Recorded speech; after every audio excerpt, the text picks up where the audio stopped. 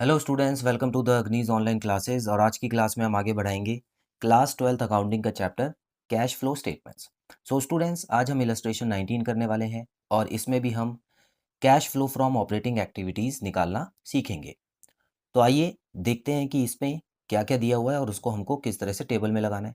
So students, सबसे पहले आप देख सकते हैं surplus that is balance in statement of profit and loss दिया हुआ है, तो यहाँ से क्वेश्चन शुरू होता है। लेकिन यहाँ देखिए, क्लोजिंग में से जब आप ओपनिंग माइनस करेंगे तो यहाँ पे नेगेटिव बैलेंस आएगा, तो आप जब शुरू करें तो नेगेटिव करके ही करें। ठीक है। अच्छा, ट्रेड रिसीवेबल क्या होता है? ट्रेड रिसीवेबल हमारी करंट एसेट होती है। तो आपको याद होगा स्टूडेंट्स, करंट एसेट्स हमेशा स्टेप नंबर 3 में जाती है जब वर्किंग कैपिटल वाला स्टेप आता है। ठीक है। आउटस्टैंडिंग रेंट हमारी करंट लाइबिलिटीज़ है। गुडविल को ध्यान से देखिए। पिछली क्लास में आपको एक इंपॉर्टेंट पॉइंट बताया था कि गुडविल अगर बढ़ता है तो ये परचेज गुडविल होता है और इसको इन्वेस्टिंग एक्टिविटीज़ में डालना होता है। तो स्टूडेंट्स, इसको ऑपरेटिंग एक्टिविटीज़ में मत डालना, गलत हो जाएगा आपको। जब गुडविल की वैल्यू कम होती है तभी आपको ऑपरेटिंग में डालना है। प्रीपेड इंश्योरेंस भी हमारी एसेट है, स्टेप 3 में आ जाएगा। और ट्रेड पेबल हमारी करंट लाइबिलिटी है, तो स्टूडेंट्स ये भी स्टेप नंबर 3 में आ जाएगा। तो इस क्वेश्चन में ज़्यादा कुछ नहीं है, हमको एक या दो स्टेप में ख़त्म कर लेना है। तो सबसे पहले स्टेप आता है सरप्लस।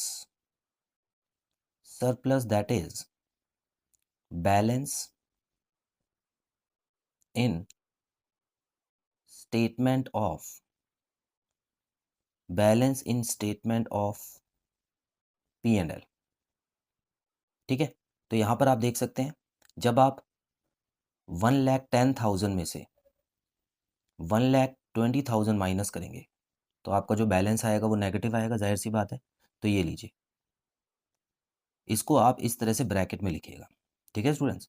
तो ब्रैकेट में लिखने का मतलब है कि वो लॉस है या नेगेटिव है। चलिए आगे बढ़ेंगे। अब इसके बाद स्टेप 1 की कोई चीज़ हमको नज़र आ रही है? नहीं, कोई भी चीज़ नज़र नहीं आ रही है जिसमें या तो डिविडेंड होता था या रिज़र्व में भेजा जाता था पैसा, प्रोविज़न फॉर टैक्स, ऐसा कुछ भी नज़र नहीं आ रहा है स्टूडेंट्स। तो हम क्या करेंगे, वो स्टेप छोड़ देंगे। उसके बाद क्या आता था? Working capital.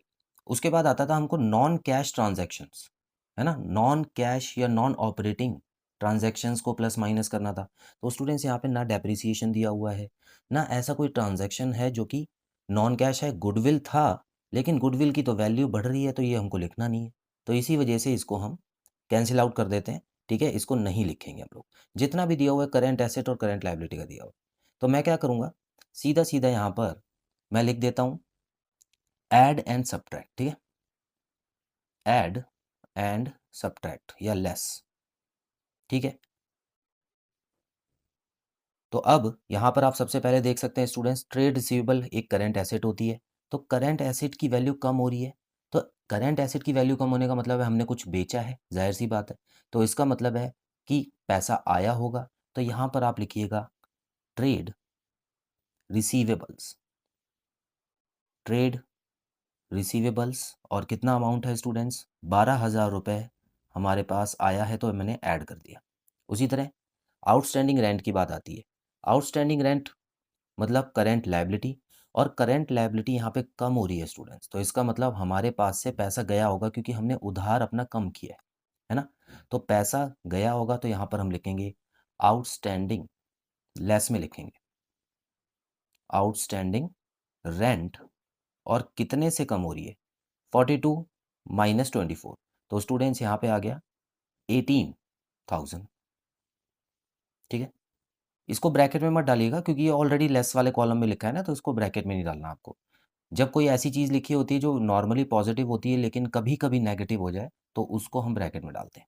चलिए आगे देख लेते हैं। ये देखिए, प्रीपेड इंश्योरेंस एक एसेट होती है, तो प्रीपेड इंश्योरेंस एसेट बढ़ी है। जब भी एसेट बढ़ेगी तो कैश जाएगा। तो याद रखिएगा यहाँ पे प्रीपेड प्रीपेड इंश्योरेंस जो है स्टूडेंट्स वो बढ़ रहा है। तो इसका मतलब यहाँ पर 4,000 रुपये हमारे लेस हो जाएंगे। ट्रेड पेबल्स करंट लायबिलिटीज़ होती है, और करंट लायबिलिटीज़ यहाँ पे कम हो रही है। तो कम होने की वजह से देखिए, कभी भी उधार कम हो जाए तो समझ लेना हमने ज़रूर कैश दिया होगा किसी को, है ना? कैश दिया होगा, कैश बाहर की तरफ गया होगा, तभी उधार हमारा कम हो गया। तो इसका मतलब स्टूडेंट्स ये भी हमारा लेस वाले डिपार्टमेंट में आएगा, ट्रेड पेबल्स। और कितने से कम हुआ है? 12,000 से, तो ये हो गया 12,000। इतना क्लियर है? अच्छा, सारी चीज़ें हो चुकी हैं? बिल्कुल स्टूडेंट्स, देखिए सारी चीज़ें 4 की 4 चीज़ें यहाँ पे हो चुकी हैं और कुछ एक्स्ट्रा दिया नहीं है। तो ये सब प्लस माइनस करने के बाद हमारा रिज़ल्ट क्या आएगा students? Operating sorry cash flow लिखिएगा। क कैश अब फ्लो फ्रॉम या यूज्ड इन तो हम बाद में ही देखेंगे, तो थोड़ा गैप यहाँ पे छोड़ रहा हूँ। कैश फ्लो फ्रॉम या यूज्ड इन ऑपरेटिंग, ये फाइनल आंसर है हमारा, एक्टिविटीज़, ऑपरेटिंग एक्टिविटीज़। ठीक है? चलिए, तो जल्दी से हम इसको सॉल्व कर लेते हैं स्टूडेंट्स। तो यहाँ पर सबसे पहले आप देखिए कि ये ऐड करने वाले में 12,000 लिखा हुआ है, तो इसको तो मैं बाहर लिख देता हूँ सीधा। ठीक है? तो ये क्या हो जाएगा? देखिए 12,000 और 12,000 और 10,000, देखिए ऐड होंगे तो ज़ाहिर सी बात है माइनस होगा 10,000, तो इसका मतलब यहाँ पे क्या आ गया? 2,000 आ गया स्टूडेंट्स, 2,000 यहाँ पे आप लिखें। उसके बाद लेस वाली चीज़ जो है उसके नीचे भी मैं क्या कर लूँगा? अंडरलाइन कर लेता हूँ और इस तरह से बाहर भी इसको ले जाता हूँ। और यहाँ पे आप देख सकते हैं ये हो गया 30 और ये हो गया 34, तो स्टूडेंट्स ये हो गया 34,000,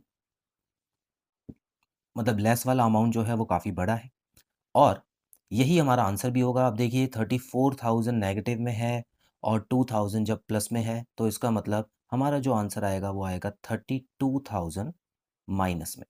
तो यहाँ पे कैश माइनस में आया ना स्टूडेंट्स, तो इसका मतलब है यहाँ पे आपको लिखना है cash used in operating activities. ठीक है? तो इसी तरह से आपको यहाँ पर अकाउंट क्लोज करते टाइम अंडरलाइन कर लेना है। ठीक है? वैसे ये जो ऊपर वाली लाइन है इसी के साथ में आपको ये अमाउंट लिखना है, लेकिन मैंने पहले लिख दिया था तो ये थोड़ा नीचे आ गया है।